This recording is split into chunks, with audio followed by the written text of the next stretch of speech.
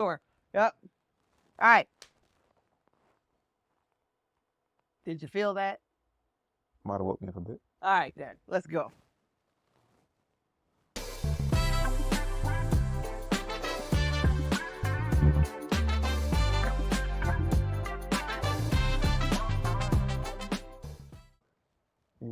Dre.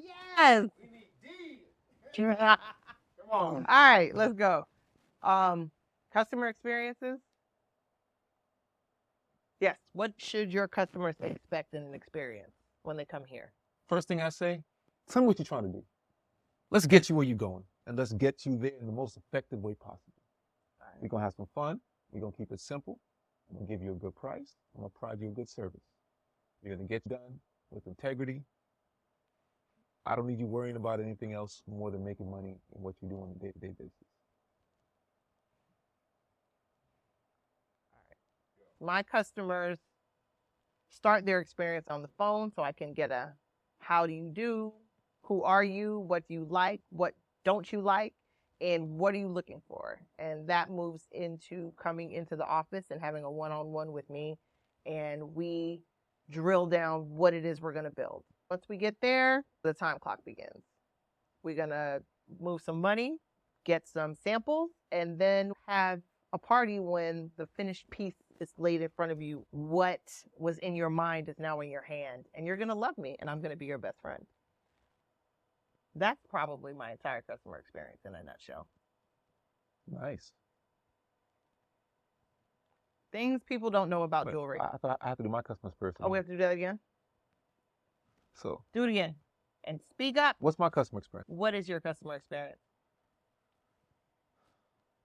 Client comes in. I say, what's your problem? What are we trying to do today? How can we do this in the least invasive way? Let's leave Big Brother out as much as we can. Let's keep legal and get you where you're going effectively and efficiently. Give you an option of products, usually about 3, real simple. Then we say, how much time do we have? Once you move some money to me, we get you where you're going, and everybody's happy. Most people come back. Most people tell a friend. Most people tell some family. We do this all day, every day. You got Dre. Good. Give the people what they want. So how do your clients find you, Danielle? My clients are a referral basis situation. Most of my clients are given my name by somebody they know because they mentioned they needed or wanted some jewelry. And they say, oh my goodness, I have somebody you have to go see. You have to go see Danielle. She's going to take care of you. Tell her I sent you. I like that. When my clients find me, generally they say, somebody told me about this and they said, I got a guy. I'm generally somebody's guy. Or they were doing some research. They saw the reviews. True story. Clients come in and say, I just want to know if the reviews are real based on what I was looking for. And that's how a lot of our clients find us in my capacity on the investment side. All right. Things people don't know about jewelry. One of the biggest things I think people don't know about jewelry is the cost. We all like the bling, but do you know how much it costs to get that bling? I believe in paying to play, but, you know, each his own. Everybody doesn't think that way. But if you want value, which is what we provide to our clients above all, high quality, high value, I think that's the one thing people don't know, that value costs money. Or they don't think about that. That's what I think clients don't know about when it comes to jewelry. What do you think? Most people don't know they need to clean their jewelry. You should clean your jewelry a couple of times a week, especially the pieces you wear every day.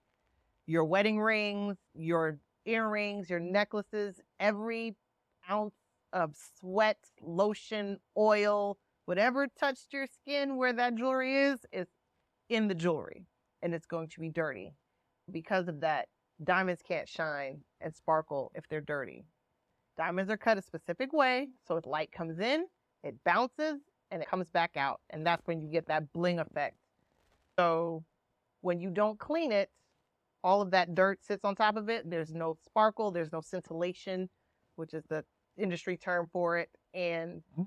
your diamonds look smaller when they're dirty, believe it or not. You can't see the wealth you invested when you don't clean your jewelry. Nobody wants to see dirty diamonds. Everybody wants to know that I spent this money and this is how it makes me feel. This is how it looks. Why don't Black people possess items of wealth? All right. So something I came across reading the article is a lack of diversity on antique roadshows. And I think that's because a lot of our people think that everything old is worth something. If you didn't make a quality investment up front, then you're not going to get a quality investment on the back end. Real simple. Ask somebody, do some research. Just because it's old doesn't mean it's valuable. Do that now, and your kids and your kids' kids can have something. Spend the money one time. Don't get the cheap version. Don't get the low grade version. It doesn't make it more valuable on the back end. That is why people of color are not seen on antique roadshows saying that, ah, man, this watch is worth $200,000 because you didn't buy the top tier version of that watch when you bought the initial. Not you, your grandparents or your great grandparents didn't have the money to spend and then didn't spend it if they had it. I think people have the money. They're just not informed on how to spend the money that they're spending. What's it like working with your spouse? Depending on the client. You can deal with me and it'd be simple, or you can go deal with her and you're going to wish you deal with me. What's it like working with your spouse? I'll talk about the client experience. What's it like working with your spouse? Oh, I'm good. I love it. Quality time is spent. I can fraternize on the job and not have to worry about being fired. When I say fraternize, I mean with my wife. So let's be clear. I'm not fraternizing with somebody else on the job because clearly that would be an actual problem. I get to look and keep looking and I don't have to worry about nothing. That's the fun part for me. Yeah, that's the fun part. Man, we made it. Let's just say working with your spouse is trying. It is challenging, but the differences between, I would say, working for someone else is it's like you're investing in your relationship at home and at work. So long term, I think it's benefited us very well. It's made us very resilient. And I don't think I could trade it for anything else that I've ever done. Okay. What's it like working with your spouse? Hard. It's hard working with your spouse. It's a lot. It's taking the argument from last night or this morning and leaving it at the front door because if you don't communicate, you don't make any money. And if you don't make any money, all of this is going to go to absolute crap. Separating church and state becomes priority in the beginning until you find your flow. I don't think we even fight anymore at this juncture. We've been doing this for 15 years. 14 years? It's our version of fighting. Fighting is overrated. That's something I've learned after 14 years of working with your spouse. We need solutions. Fighting is necessary. Throwing your hands up and not coming to a conclusion and just letting it fester is the problem. I don't think we do that anymore either. Okay. Yes. It's amazing. I don't think it's for everybody, but it's amazing. Next question. The Alex Lexington experience is unique because we will adjust to accommodate our clients. It just depends on the restriction. Within reason, legal restriction, or how much money is going to be made. We're going to come to the house. It's got to be a certain dollar amount. But the Alex Lexington experience is like nothing you've ever had before. That's our goal. We want to leave a lasting impression. We want to go above and beyond with customer service. I'm not going to say it should feel like family, but It's very close. it's very close. We want to be doing this for not just you, but generations to come. Just like we've been doing this for multiple generations. Generation number 4 is up to bat in the next decade or so. What is the Alex Lexington experience for you? The Alex Lexington experience is very specific. for a specific kind of client. Everybody isn't going to find the value and attention to detail we pay to our clients, the time spent making sure that we curate an experience that is specific to clients. Those kind of things are for specific people. Everybody's not concerned. For me, there are clients who, if you told them they have to walk into a jewelry store and look through showcases, their head would explode. And then there are people where if you don't have showcases and you can't just peruse and try on, they don't want to deal with it. Our clients are very specific.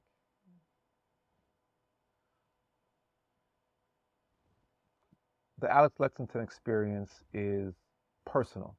It's not for everybody.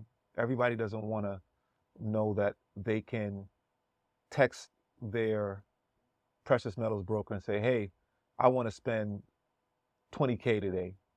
I just finished a deal, made some money, and I want to tuck some to the side. And someone will say, shoot me an invoice. I want to spend $20K in some gold and silver. I look up their track history of what they want, or I generally know what they want, and I shoot them up their invoice. They send me a wire. I let them know, hey, in a week, and we rock on. We spend more time catching up about what we've done in our lives and how our business is, how our kids are doing.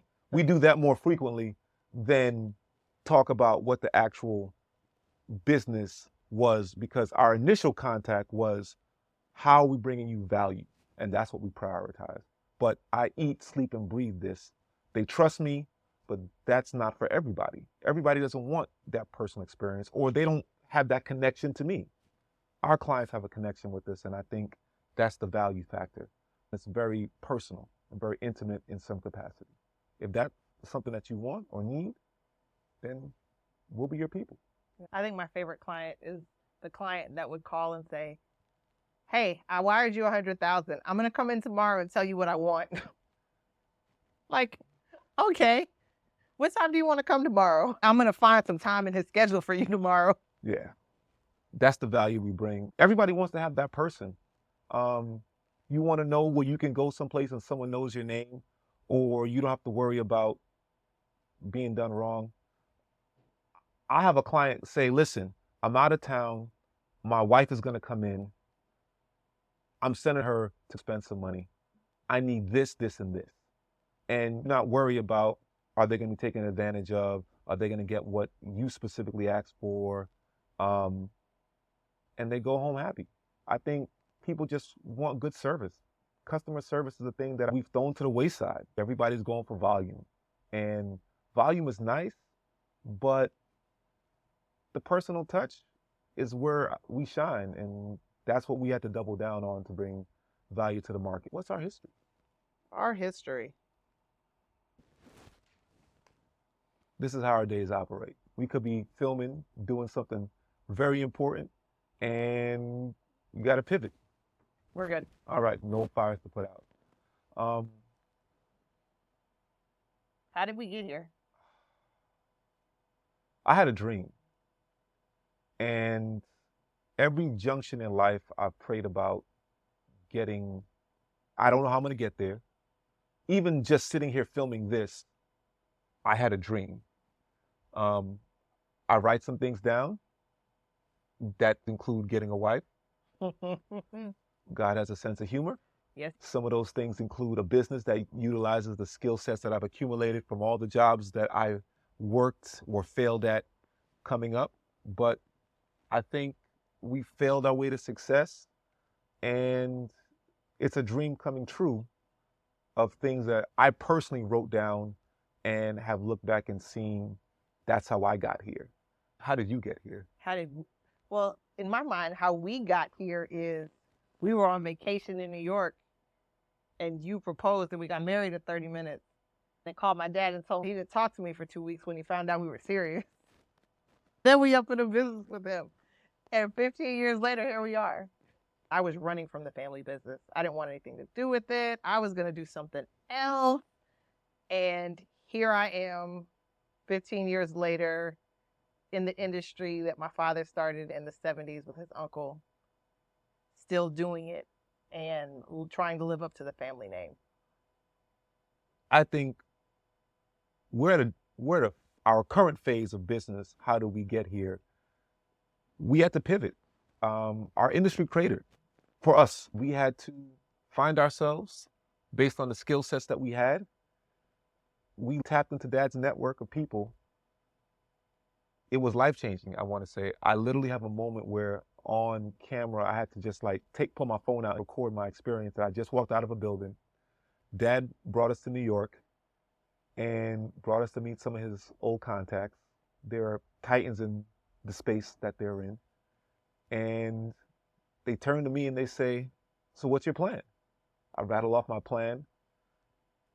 Literally turns to Dad and says, okay, let's do this. My hands were shaking. I got the handshake, a seal of approval. And that's how I got here. At this phase, we've been through multiple phases and evolutions in our business. Here we are. Standing. It's, if I could say all the things that I have planned ahead, we'll see what happens. But I have great support. Can I get a, yeah, you get the, I got great support. And I've never had a dream or an aspiration that Danielle has been like, nah, I don't see that. It's more of a, well, how do you plan on pulling that off? That's because I've learned. 15 years of being married to Andre will tell you that his grandmother was a praying woman. And you're not going to tell me he didn't get here because his grandmother prayed for him. I'll tell you that. And every time he's come up with something he wanted to do, I told him he was crazy in the beginning. And he pulled it off. I've learned to say, okay, let's see where we go now. And we're on to our next evolution. That did start with saying, let's get married. Yes.